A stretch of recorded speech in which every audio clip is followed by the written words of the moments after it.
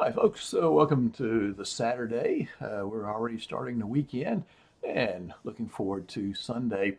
Let's check out things across the area here. First of all, starting in Rapides Parish at the hospital, we have some clouds just showing up, a little bit of darkness in the background there. So, there is some rain in central Louisiana right now, but it's pretty much concentrated to the southwest of us for today. So representing a little change in the pattern as we go into Gina, into LaSalle Parish. Hello to all you folks out there. Appreciate you helping send a lot of weather out. We've got a partly to mostly cloudy sky in that direction.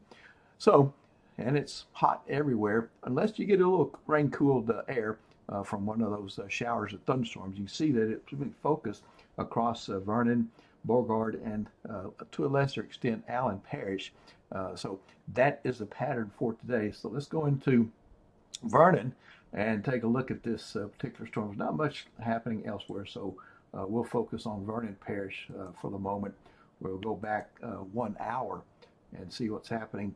Pretty good thunderstorm, a good bit of lightning. This is a loud storm, now focused just to the north of Leesville. It looks like the lightning count is decreasing with that, so I think we're seeing a weakening storm with that as well. But there is an outflow boundary coming northward, tracking it right there into extreme south Natchitoches Parish, south of Bellwood and the Kisatchie, and then going in toward Alexandria Pineville, coming into town, the metro area.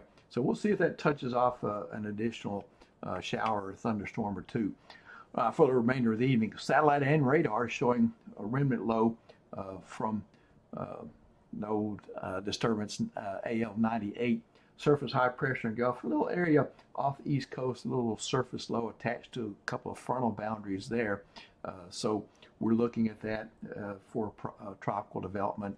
You can see a little cluster across the southeast Texas, southwest Louisiana. I just showed you some of that on radar. That's why it's there. All right, so let's go into another chart here, map, and show you our plans for the weekend. Going through the remainder of the evening, a stray shower or thunderstorm can't be ruled out. Then, of course, the next important event is church and Sunday school. Mid-morning, we've got no issues, no rain or storms to worry about. It'll be toasty though. And then once we get in today, you see some hit and miss showers and thunderstorms develop once again for your Sunday evening. And then it's back to work and school for Monday morning as we see plenty of humidity. No issues yet from the weather, just if you can stand the sauna-like humidity out there. All right, going beyond this into the remainder of the forecast into the tropical areas. Over the next 7 days, NHC is only monitoring this little area off the East Coast right there that I just showed you. They've got a 10% risk of a tropical cyclone developing over the next week from that. It's over the Gulf Stream, so that's the reason that they actually have anything with this. Otherwise, it probably wouldn't deserve anything. But thanks to the Gulf Stream, throwing in a dime's worth of chances there of something. Now, this is something. First hurricane of the year and the first major hurricane of the year.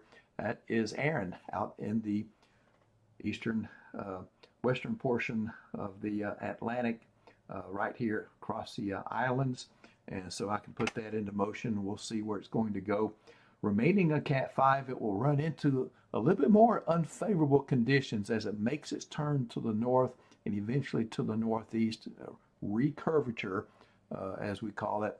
But Category 4 is still a very formidable, damaging hurricane. We also see that track is in that alleyway between the eastern seaboard of the United States and Bermuda out here. All right, so that's pretty much where I've been telling people I thought it would go, and so far it's cooperating. There are still some models that are on the western edge of this envelope. Others are right down the track, and others a little bit to the east. So again, this envelope, is the meaning of that is some people call it the cone of uncertainty. But I know the Hurricane Center has kind of changed a little bit of definition on this, but I still like to go back to the old days when it was really simple. 2/3 of the time, the hurricane will be in that envelope. One time out of three, it will be outside it, at these forecast periods. And so that's why, as you notice, as you get later in the period, more uncertainty, the cone gets larger. All right, so a brief lesson on that. So major Hurricane Aaron, we've got 175 miles northeast of San Juan, Puerto Rico. Maximum sustained winds are 160 miles per hour, and the central pressure is way down to 27.02. Yesterday at this time when I did my stream, I think it was 29.41. That is a Cat 5 hurricane.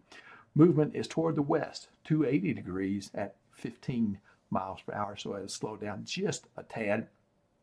And movement has been all over the place, 265, a little south of west. This is a little north of due west, and it was even 290 at one time during that time frame over the past day or so. So that motion is being controlled by a high pressure ridge to the north, kind of stretching across the Atlantic. The good news for Sinai is it's not in our forecast. So what is Sunday, 30% chance of some showers and thunderstorms. It's going to be a hot day, averaging 97 degrees, morning low 75, so a muggy start for your Sunday and a hot day. Good day to stay indoors after church.